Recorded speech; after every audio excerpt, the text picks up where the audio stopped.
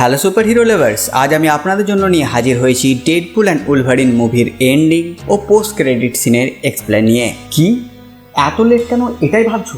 কেন খবর রাখো না?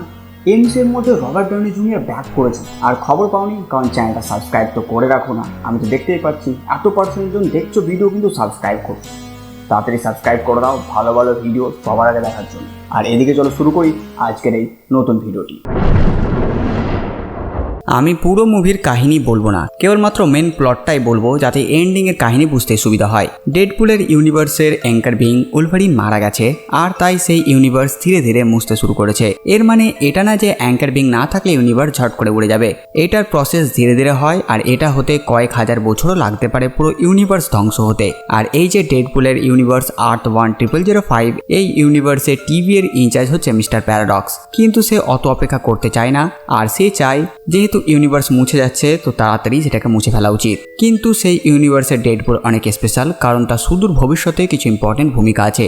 আর তাই প্যারাডক্স ডেডপুলকে তার টাইম লাইন থেকে টিভি নিয়ে আসে আর এই ব্যাপারটা তাকে বলে। আর প্যারাডক্স টিভি এর পুরনো নিয়মই পছন্দ করত, পূরণ করে দেওয়ার নিয়মটি। যখন থেকে লোকি সেখানে বসেছে আর সমস্ত টাইম লাইনকে স্বাধীনভাবে এগোতে দিচ্ছে তার সেটা একদমই পছন্দ নয়। এবার প্যারাডক্স ডেডপুলকে পুরো ব্যাপারটা বলে আর তাকে বলে একটা মেশিন যেটা নাম হচ্ছে টাইম রিপার, সেটা ডেডপুলের ইউনিভার্সে একটি সাবের ভেতরে ইনস্টল করা হয়েছে। এই টাইম রিপারের সাহায্যে এই ইউনিভার্স মোছার কাজ তাড়াতাড়ি হয়। কারণ যদি প্যারাডক্স এটি টাইম রিপারের সাহায্যে না মোছে তবু এটি মুছতে কয়েক হাজার বছর লাগবেই নিজে থেকে।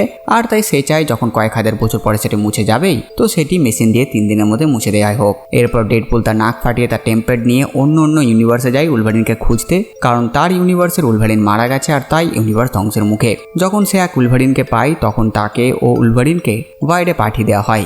আর তারপর ভয়েডে তারা ক্যাসেন্দ্রা নোভা সন্ধান পায় যে এই মুভির মেন ভিলেন। এরপর ভয়েড থেকে ডেডপুল ও উলভারিন আর্থ 10005 মানে নিজের ইউনিভার্সে ফিরে আসে। ওদিকে ক্যাসেন্দ্রা নোভাও জেনে যায় টাইম রিপারের ব্যাপারে আর সে চায় এই টাইম রিপারের সাহায্যে সে পুরো মাল্টিভার্সই শেষ করে দেবে, কেবলমাত্র ভয়েডকে বাঁচিয়ে রাখবে সে।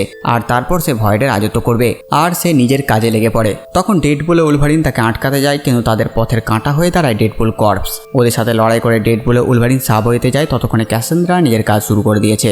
আর তাকে আটকানোর একটাই রাস্তা, টাইম রিপারের মধ্যে ম্যাটার ও অ্যান্টিম্যাটারের এনার্জিকে শর্ট সার্কিট করতে হবে। কিন্তু ডেডপুল বা উলভারিন যেই করুক না কেন সে মারা যাবে এই এনার্জির ফলে। বড় চালাকির সাথে ডেডপুল ভেতরে যায় উলভারিনকে বাইরে রেখে, কিন্তু সে একাই সেটা করতে সক্ষম হয় না। শেষ পর্যন্ত উলভারিনও সেখানে এসে তারা দুইজন মিলে টাইম রিপারের ম্যাটার ও অ্যান্টিম্যাটারকে এক করে ব্লাস্ট করিয়ে ক্যাসেন্দ্রাকে মেরে ফেলে আর ইউনিভার্সটি বাঁচিয়ে নেয়। তারপর সেখানে B-15 এসে উপস্থিত হয় আর সে ওয়েড ও লোগানের কাজ দেখে খুশি হয়, কিন্তু ওমেগা লেভেল মিউট্যান্ট উলভারিনকে এই ইউনিভার্সে থাকার জন্য সে তাদের উপর নজর রাখবে বলে চলে যায়। এরপর ডেডপুল ও লোগান ব্লাইন্ডালের বাড়িতে যায়। ভেনেসা X-23 ডোপিন্দার বাকিরা এসে ডিনার করে। এবার X-23 ও লোগান এখানেই থেকে যাবে এমন কোনো জায়গায় কনফার্ম করেনি, কারণ একটি থিওরি চারিদিকে ছড়াচ্ছে 2024 সালে টেক প্লেস করছে ডেডপুল অ্যান্ড উলভারিন মুভি। 2029-এ লোগান মারা গেছে, তার মানে 2024-এ ছোট X-23 ও বড় X-23 সাথে সাথে দুটি লোগান থাকার কথা। এটার ব্যাপারে আমি পরে আলোচনা করব। তারা ডিনার করে আর মুভিটি এখানে শেষ হয়ে যায়। এরপর মিড ক্রেডিট সিনে মার্বেলের পুরনো মুভিগুলো শুটিং এর ফুটেজ দেখানো হয় ট্রিবিউট হিসেবে, যেমন সমস্ত এক্সম্যান মুভি, পুরনো ফ্যান্টাস্টিক ফোর, ইলেকট্রা, 2015 সালে আসা ফ্যান্টাস্টিক ফোর।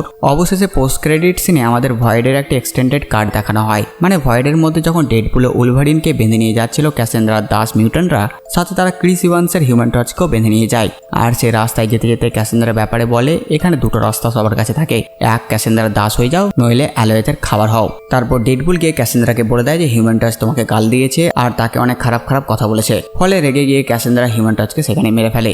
এবার পোস্ট ক্রেডিট সিনে আমাদের দেখানো হয় ডেডপুল টিভি এর স্ক্রিনে সেই সিনটি দেখছে আর আমরা দেখি যে হ্যাঁ সত্যি হিউম্যান টাচ গালিগুলো দিয়েছিল, যেটা মুভিতে আমাদের দেখানো হয়নি তখন।